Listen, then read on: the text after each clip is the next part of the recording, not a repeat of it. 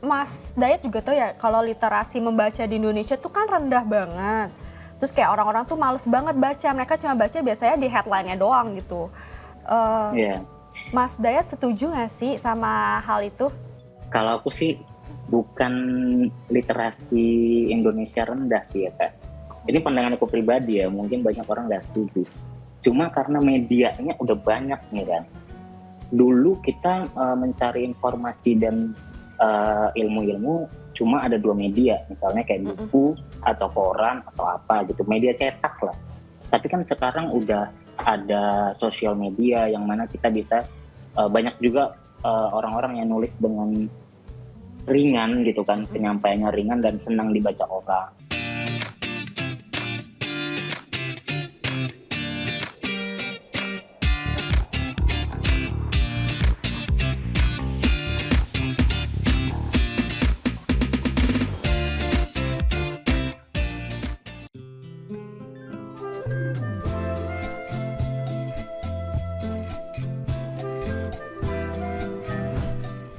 Tadi udah lihat kan beberapa quotes-quotes yang tentunya bikin baper, yang bikin kayak oh my god ini gue banget gitu ya kan. Pasti kalian kepo gak sih siapa sih sosok orang yang dibalik tulisan-tulisan keren itu. Ini kita sambut Mas Dayat Piliang. Yuhu. Halo Kak Ana. Hai, halo. Wow, rambutnya panjang banget. Cocoknya kita berdua ya rambutnya samaan. Cocok. Tadi sebelumnya catokan dulu gak Mas? Enggak lah. Oh enggak, aku stay iya. Oke, tadi kan kita Sobat-Sobat 7 udah ngeliat juga nih Mas ya, kayak tulisan-tulisannya, quotes-quotes yang beber ngena banget, yang tentunya bikin baper. Untung kita jauh ya Mas, kalau deket kayak aku bisa bawa perasaan deh. Au. Waduh. Nah, mau tanya dong buat Mas Dayat, dari kecil tuh Mas Dayat tuh udah jadi kayak pujangga-pujangga yang puitis kayak gitu ya? Apa baru-baru ini aja sih? Nggak dari kecil sih Kak.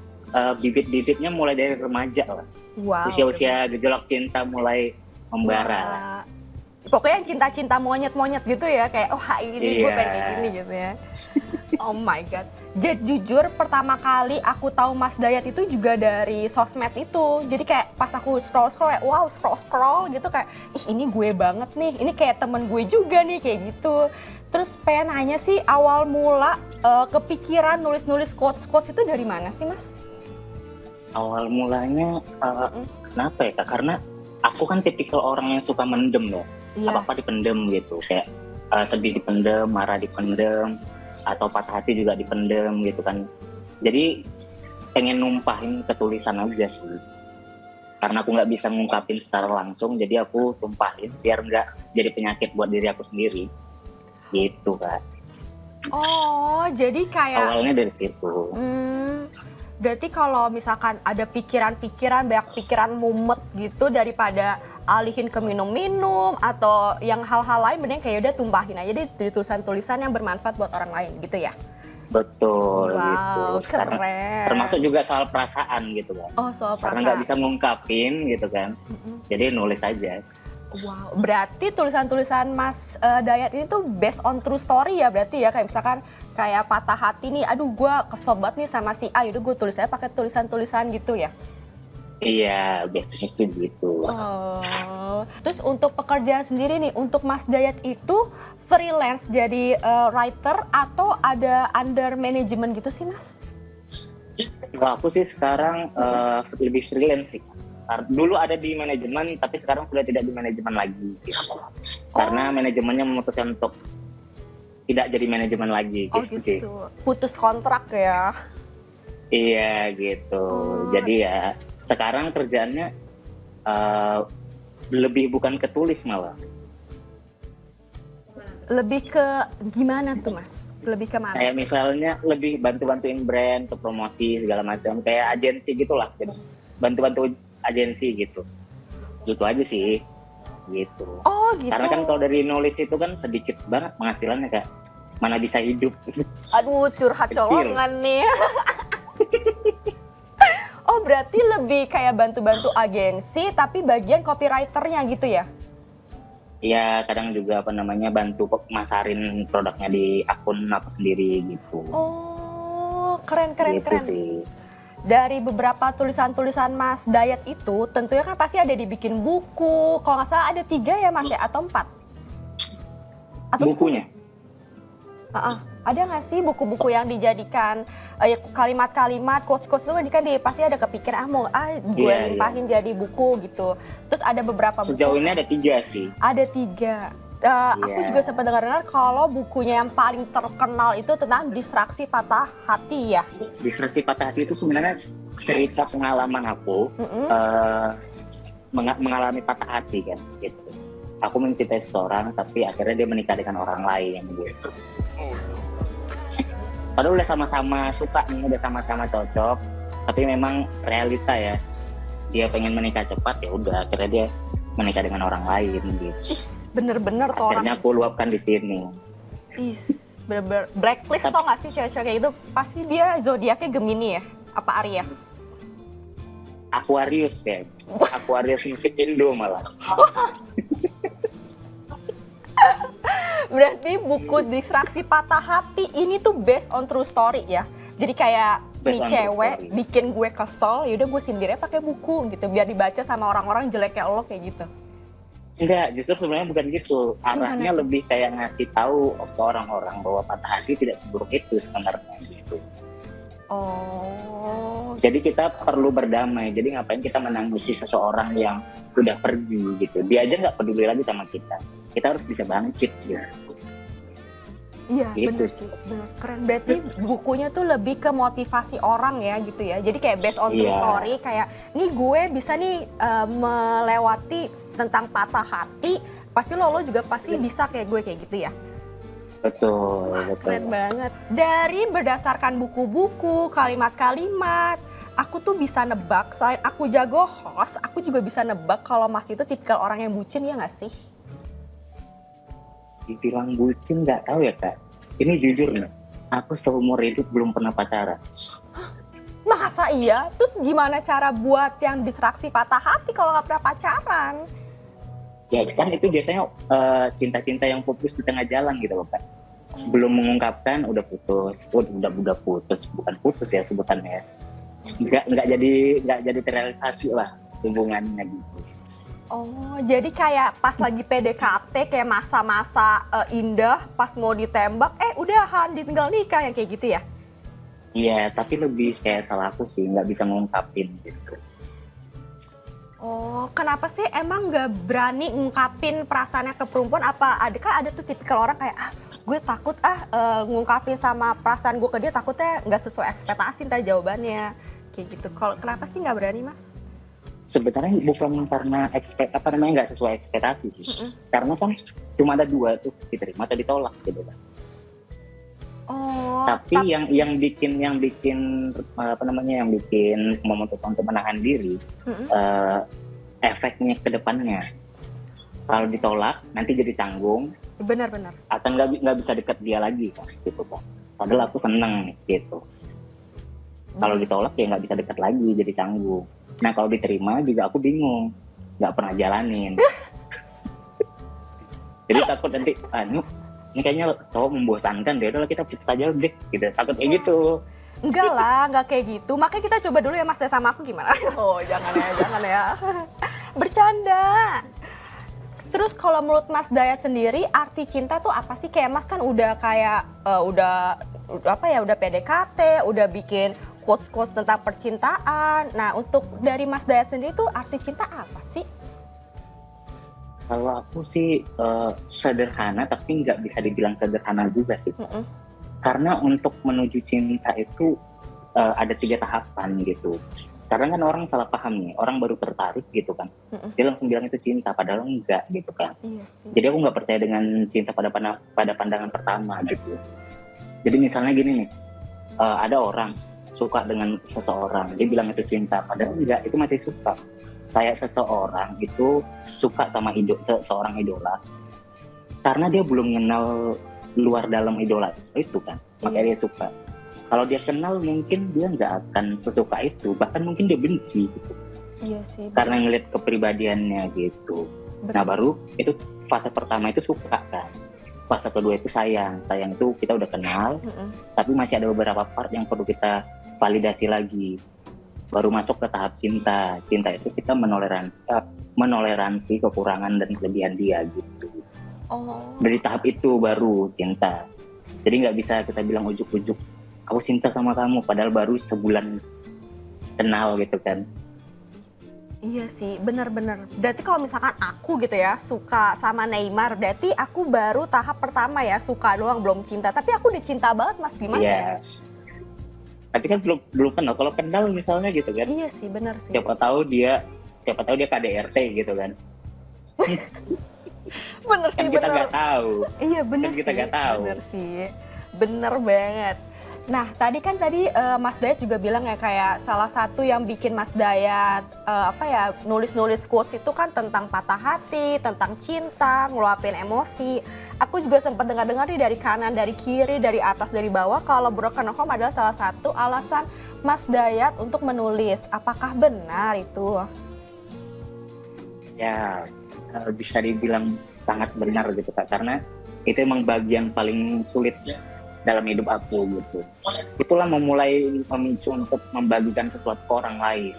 Karena kan aku menulis itu pengen membagikan sesuatu biar orang-orang nggak bisa ngelewatinya ini nggak sendirian gitu. Ada nih yang pernah ngelewatin gitu. Jadi jangan merasa sendirian, lebih kayak gitu sih Kak. Benar-benar bagus. Aku juga setuju banget sih. Kayak nggak semua orang yang punya masalah tentang itu tuh nggak bisa sukses atau nggak gimana. Kan banyak ya orang-orang stigma-stigma yang kayak, ih lo kayak gini, lo nggak bisa nih nanti sukses gitu-gitu kan. Tapi ternyata Mas Dayat bisa ngebuktiin gitu kan dari pelajaran-pelajaran yang udah Mas Dayat lewatin. Terus semenjak Mas Dayat menulis quote, sudah bikin buku-buku juga, udah bikin 3 buku, ada perubahan gak sih yang Mas Dayat rasakan? Misalnya kayak jadi rajin nulis, terus jadi kayak makin banyak nongkrong, jadi buat bahan-bahan materi nulis kayak gitu, adakah perubahannya? Kalau perubahan ke diri sendiri karena menulis itu pasti ada banget ya Kak, jadi bertumbuh, jadi wawasannya jadi lebih banyak gitu kan, jadi bisa lebih mengerti berbagai macam sudut pandang orang lain gitu. Menerima bukan berarti setuju gitu kan. Kita bisa menerima, oh pandangan kamu gini, oh ya udah nggak apa-apa aku terima. Gitu. Lebih jadi punya lebih santai lah jadinya Kak. Iya sih, betul. Terus kalau misalkan biasa kan anak-anak tuh kalau yang mau nulis-nulis kalimat-kalimat senja itu kan biasa orang kayak minum kopi, tangannya megang apa gitu, terus ngeliatin matahari kayak wah iya nih, gue nemu inspirasi. Mas kayak gitu juga gak sih Mas Dayat? Enggak sih, enggak meromantisasi segalanya enggak. Gitu. Berarti orang-orang tuh sampai kayak udah gimmick aja gitu ya. Iya, itu kan biar orang-orang mungkin relate aja gitu kan. Senja gitu. Sebenarnya nggak kayak gitu juga. Aku aja sebenarnya udah nggak bisa minum kopi karena asam lambung. Terus minumnya apa Mas? Jus sambil ngeliatin matahari nggak? Air putih kebanyakan kalau asam lambung. Bagus. Iya sih benar. Air putih nomor 1 biar fokus. Terus next question, BTW Mas kalau mau aus karena menjawab pertanyaan-pertanyaan aku minum aja boleh ya? Karena pertanyaan di sini ada 50 pertanyaan, jadi kita bakal banyak banget, bakal kepoin gali-gali Mas Dayat lebih dalam lagi, oke? Oke, aku sambil minum ya Kak? Boleh dong. Kalau menurut Mas Dayat nih, kan banyak banget nih anak-anak muda kayak, ih aduh gue stres, aduh gue depresi, gue butuh staycation, gue butuh ke Bali, gue butuh kemana gitu. Kalau menurut Mas Dayat, menulis itu bisa menjadi salah satu healing kita juga gak sih? Justru sangat bisa Kak, gitu. Bahkan orang yang staycation ke Bali atau menenangkan diri ke Ubud, itu kan itu nggak healing itu. Pas balik lagi pasti kan pusing lagi. Iya, healing bener. Itu kan artinya pemulihan kan. Apakah kita bisa pulih hanya dengan jalan-jalan? Harusnya kita lebih merenungin diri dengan menulis, kita tuliskan segala macamnya, jadi kita lebih berpikir gitu. Introspeksi lah jadinya. Oh ternyata aku begini ya gitu. Akhirnya kita menemukan jawaban. Dan bahkan beberapa psikolog kan nyaranin untuk nulis jurnal juga. Karena memang sampo itu sih menulis. Benar sih, iya benar. Tapi kan biasanya orang kalau bisa aja nggak sih Mas kayak dia jalan-jalan terus dia jadi nemu inspirasi buat nulis-nulis quotes-quotes itu bisa banget kan? Bisa. Tapi kalau niatnya untuk ngeredain depresi ya ke psikolog, bukan staycation liburan ke Bali kan gitu ya. Bener sih, bener sih. Untuk Mas Dayat sendiri biasa kalau nulis-nulis gitu, inspirasinya selain dari patah hati, dari yang lain-lain tuh apa aja sih Mas? Inspirasi biasanya mendengar cerita orang gitu kan. Banyak juga kan yang cerita-cerita ke aku gitu kan. Oh ternyata begini dia mengalami hidupnya gitu kan. Iya Jadi sih. akhirnya mendapatkan apa namanya pemikiran-pemikiran baru lah dari sudut pandang orang gitu dan pengalaman orang lain gitu. Mm-mm. Itu sih biasanya Kak. Oh, oke. Kan kalau Albert Einstein apa ya namanya orang yang pemikir-pemikir yang jenius-jenius kan rambutnya tuh pasti unik-unik ya. Ada rambutnya keribu-keribu Iya. apa gimana-gimana. Tadi tuh aku eye catching banget sama rambutnya Mas Dayat karena panjang banget dan berkilau ya, Shay. Nah, Waduh, ini udah panjangin rambutnya dari kapan sih Mas? Panjang banget. bulan Februari sih. Februari. Bulan Februari ya. Udah langsung sepanjang itu atau Mas sebenarnya udah lumayan segini gitu, ntar tambah panjang gitu? Itu waktu itu pendek lagi karena kan sebelumnya sempat dekat sama seseorang, dia nyuruh kamu cukur dong gitu. Dicukur dong sama aku. Oh. Dia tiba-tiba pergi menikah dengan orang lain. Ini beda lagi beda dengan orang. awal. Beda orang. Kok dari ceritanya ditinggal nikah mulu ya Mas ya? Ini kayak ada trouble Ya, deh, gitu. sesuatu deh. Terus kalau rambut kayak gitu susah nggak sih Mas? Apa yang ngurusnya gitu? Enggak sih Kak, justru aku lebih enak aja sih. Sampoan aja. Shampooan, krim bat gitu ya? Kerimbet enggak lah. Sampoan aja gitu. Terus kalau misalkan nih ada lagi deket lagi nih sama cewek, terus ngomong, aduh aku nggak suka rambut panjang kayak cewek ngalah-ngalahin aku gitu, mau potong lagi nggak Mas? Enggak sih. Dia ketika dia mau sama aku ya harus menerima dengan apa adanya gitu kan. Iya benar. Masa dia datang ke hidup aku mau mengubah aku gitu kan, nggak bisa deh. Iya benar sih, itu berarti cewek-cewek yang kemana aduh blacklist, jangan dideketin lagi Mas ya, nggak baik. Iya, dan aku emang waktu itu lagi tolol banget gitu kan. Lagi Apa, bucin nurut banget ya. Iya. Terus berarti berdasarkan kayak apa ya, dari quotes-quotes, dari buku-buku, terus dengar-dengar cerita dari orang, kan tuh banyak banget ya pikiran yang harus kita curahkan gitu di tulisan. Berarti Mas Daya tuh tipikal orang yang overthinker nggak sih? Kayak kebanyakan mikir aja terus gitu.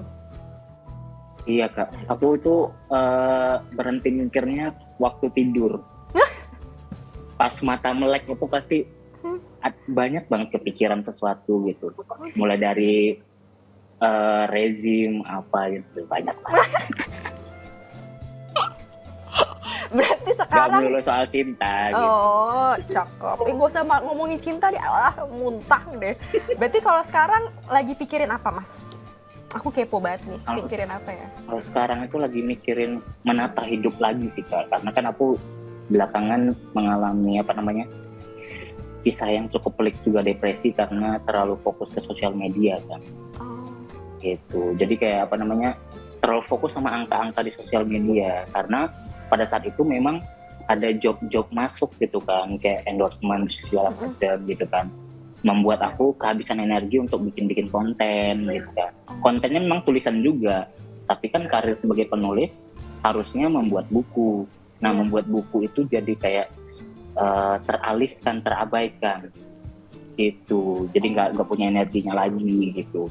Dan akhirnya aku bingung, kayak di dua persimpangan jalan gitu, menjadi konten kreator atau penulis nih si Dayat ini gitu. Benar. Tapi jadi konten kreator duitnya emang enak gitu kan. Kemarin itu sih gitu kan. Sekarang sih udah mulai nggak enak juga gitu kan.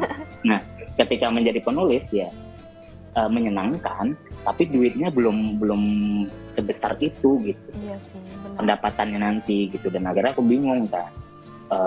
Terlalu larut dengan angka-angka, akhirnya kehilangan jati diri, menulis sesuai dengan apa yang orang inginkan gitu.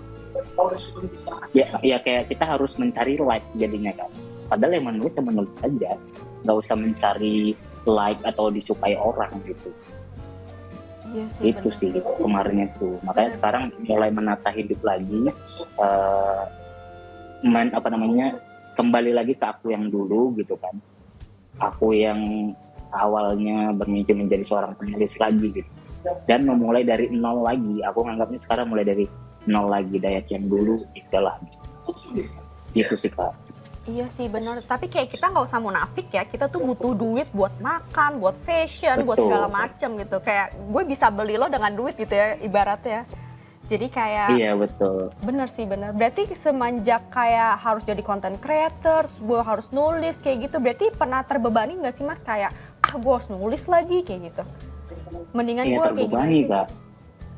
Aku kan bahkan selama 5 tahun ini aku vakum jadi seorang nulis gitu. Maksudnya nulisnya sekedar bikin konten, bukan nulis untuk diri aku sendiri gitu. Maksudnya untuk kepuasan diri gitu, enggak. Jadi nulis untuk kepuasan, memuaskan orang lain gitu. Itu sih. Jadi stres lah di situ gitu kan. Iya sih benar. Karena kan emang brand-brand kan yang mau beriklan, agensi-agensi kan ngelihatnya angka. Benar. Kita harus mengelola angka-angka itu yang bikin pusing jadi. Benar. Bikin depresi gitu. Padahal harusnya ya ngapain sih, aku kan penulis bukan seleb sosial media gitu. Benar. Relate sih, aku pernah merasakan hal itu juga. Pas dulu banget gitu. Terus tanggapan Mas Dayat ya, jadi kan banyak banget nih anak-anak muda, contoh juga kayak aku sering banget curhat, ngatain orang atau ibaratnya kayak Twitter gitu ya, di Twitter tuh udah kayak diary online aja gitu. Menurut Mas Dayat tuh bagus nggak sih atau apa ya, kayak mendingan daripada lo curhat-curhat di Twitter nggak jelas, mendingan lo jadiin buku kayak gue gitu. Menurut Mas Dayat, tanggapan Mas Dayat tentang anak-anak muda yang suka meluapkan emosinya, keresahannya di Twitter tuh gimana sih? Kalau menurut aku sih nggak apa-apa ya Kak. Itu mungkin cara mereka untuk mengeluarkan unek-unek dia, karena mungkin dia tidak punya tempat cerita yang tepat di dunia nyata gitu kan. Betul. Jadi dia menumpahkannya di sosial media gitu. Tapi ya ada resikonya dong ketika kita bercerita ke publik. Ada dua respon yang mungkin kita dapatkan, respon positif atau negatif gitu kan. Respon positif ya orang mungkin berempati dengan cerita kita. Tapi ada juga orang yang akan menghujat kita. Gini lebay amat sih. Ya kita harus siap dengan itu. Itu sih. Kalau untuk suruh bikin buku ya nggak semua orang harus bikin buku kan. Nanti aku kesaing dong. Ya, nggak mau kesaing ya Shoy, nggak mau ada kompetitornya. Jujur ya, pas aku baca-baca dari sosmed Mas Dayat, aku juga kayak, ini orang nyindir gue ya, kok dia tahu sih, dia nggak siapa nih dari CCTV kali di rumah gue kayak gitu.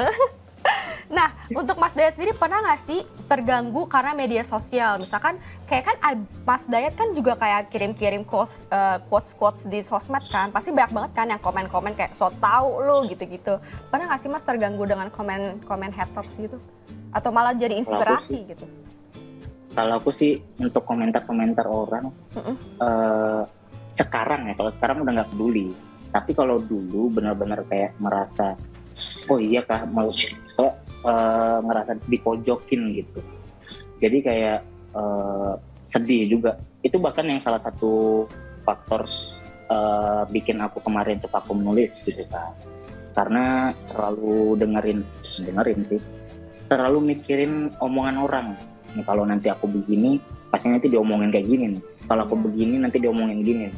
Karena komentar kan selalu ada gitu. Dan kita nggak bisa ngendalin itu. Balik lagi ya, mending kita bikin aja gitu. Terus kan di sosial media tuh banyak banget kan Mas ya, quotes ya pakai bahasa Inggris, bahasa Jerman, bahasa Cina, bahasa Indonesia gitu kan. Aku pengen nanya sih, quotes gimana sih yang positif, quotes yang mana sih yang negatif? Kan karena banyak banget kan yang kayak misalkan sifatnya positif nih, tapi nanti pas dibaca-baca tuh lebih ke negatif gitu. Gimana sih cara bedainnya gitu Mas? Kalau aku sih, menurut aku ya, kutipan-kutipan atau quotes itu nggak ada yang negatif dan positif sih Kak. Itu tergantung orang yang membacanya, dia menanggapinya seperti apa gitu kan. Kadang ada misalnya kutipan, quotes atau tulisan yang berisinya tentang keluhan. Kalau nyatanya kita menyikapi itu dengan, oh mungkin orang ini lagi bermasalah, ini cara dia menanggapi masalahnya gitu, cara dia mengatasi masalah, atau setidaknya meredakan sedikit masalahnya. Positif jadinya kan gitu kan. Tapi kalau kita menganggapnya ini anak ngeluh terus sih gitu. Iya. Ngapain sih ngeluh terus tiap hari gitu. Itu kan tergantung siapa yang menanggapinya sih gitu. Iya ya, aneh-aneh aja orang-orang zaman sekarang ya. Iya gitu. Coba ya mungkin dia pengen ngeluapin aja. Bener. Terus kalau menurut Mas Dayat nih, pengikut-pengikut Mas Dayat tuh tipikal orang yang sedih-sedih, atau bahagia, apa yang suka marah-marah sih Mas? Kalau menurut aku, Mm-mm. bukan pengikut kali ya, lebih tepatnya pembaca kali ya. Karena Betul. pengikut berasa nabi. Iya, ya, Berasa nabi jadinya kan. takut. Kalau pembaca aku percaya pembaca aku itu adalah orang-orang yang paling bahagia di dunia. Cuma sesekali dia perlu bersedih juga karena Iya. menyadari bahwa kita itu manusia gitu, manusia biasa, nggak harus selalu kuat, nggak harus selalu merasa tabah semangat setiap saat, nggak harus gitu. Karena kita manusia biasa, kita punya sedih, punya capek, punya rasa marah dan lain-lain, emosional yang lain. Dan kita mungkin mereka menikmati tulisanku itu mungkin untuk meluapkan itu, merasa diwakili gitu kan. Benar sih, benar. Itu sih. Kalau Mas Dayat sendiri nih, kan kita udah ngobrol nih lama banget. Menurut Mas Dayat, aku pengikut yang bahagia, marah-marah, atau gimana? Kalau ke Hana jelas orang paling bahagia di dunia. Wow, makasih. Terlihat dari raut wajahnya. Nah, terus aku mau nanya juga dong, misalkan ada nih Sobat 7 yang pengen jadi penulis juga kayak Mas Dayat. Menurut Mas Dayat tuh sosial media wadah yang tepat nggak sih buat mereka buat bikin quotes-quotes juga, kayak gitu? Sangat tepat sih Mbak Kak. Aduh, sangat tepat sih Kak. Sangat tepat karena sosial media adalah sarana baru untuk penulis sekarang gitu kan. Apalagi untuk yang baru memulai gitu, karena mau nggak mau kita harus mengumpulkan pembaca kita dulu, baru ketika udah ada potensial pembacanya rame, kita lebih mudah untuk menerbitkan sebuah buku gitu kan. Jadi ya nulis aja gitu, nulis di sosial media. Sekarang punya banyak kok platform menulis, Wattpad atau apa gitu kan. Iya betul, banyak. Bener sih, benar. Jadi ya nulis aja. Tapi banyak penulis pemula malas nulis di sosial media karena mereka mungkin takut nanti kalau aku tulis di sosial media ntar yang jadi buku yang mana gitu, nggak ada inspirasi lagi. Ya inspirasi mah dicari gitu, nggak mungkin habis gitu. Bener ya, nulis aja supaya membranding diri kita ini penulis tahu gitu. Bener Gitu bagus. Nah, kan Mas Dayat juga tahu ya kalau literasi membaca di Indonesia tuh kan rendah banget. Terus kayak orang-orang tuh males banget baca, mereka cuma baca biasanya di headline-nya doang gitu. Mas Dayat setuju nggak sih sama hal itu? Kalau aku sih bukan literasi Indonesia rendah sih ya Kak. Ini pandangan aku pribadi ya, mungkin banyak orang nggak setuju. Cuma karena medianya udah banyak nih kan. Dulu kita mencari informasi dan ilmu-ilmu cuma ada 2 media, misalnya kayak buku atau koran atau apa gitu, media cetak lah. Tapi kan sekarang udah ada sosial media yang mana kita bisa banyak juga orang-orang yang nulis dengan ringan gitu kan, penyampaiannya ringan dan senang dibaca orang. Di sosial media itu kan juga baca juga sebenarnya kan, gitu. Baca-baca postingan orang kan baca juga. Jadi bukan minat baca rendah, tapi mungkin lebih tepatnya orang Indonesia nggak tahu minatnya apa dalam membaca. Belum tahu gitu. Iya sih, benar sih. Aku jujur kalau dia misalnya dia minat dengan sesuatu kayaknya misalnya tentang politik, dia kan akan mencari buku-buku politik kan. Betul. Tapi kalau dia nggak tahu minatnya apa ya dia akan bingung. Nah, baca buku gitu. Iya sih, benar. Iya, itu. Jujur aku juga termasuk orang yang Mas omongin sih, aku merasa kesindir banget ya. Kayak di sini kayak sindir mulu gue ya. Kayak jujur aku juga bingung sih, kadang kayak suka nih tentang sejarah-sejarah gitu, tapi lama-lama bosen banget ya, akhirnya baca-baca komik Marvel gitu-gitu. Tapi benar aku kan itu bagus banget juga kan? Iya benar. Bagus juga. Bener sih.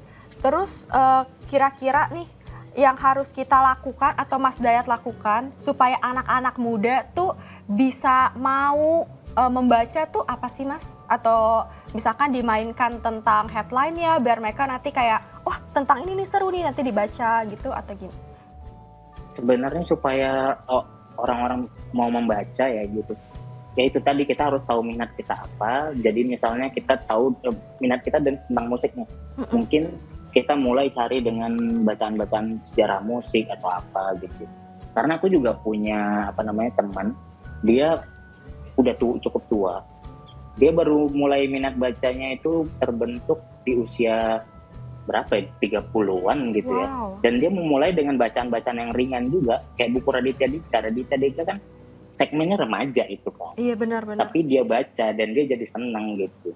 Jadi nggak perlu pengen keren baca itu. Baca ya baca aja apa yang kita minati gitu. Misalnya kayak baca komik itu juga membaca juga gitu kan. Perlahan pasti akan tumbuh gitu. Benar sih. Nggak perlu kita wajibkan baca buku Sapiens, baca buku Madilog, baca apa gitu. Nggak perlu gitu. Iya benar sih. Belum saatnya lah. Gitu.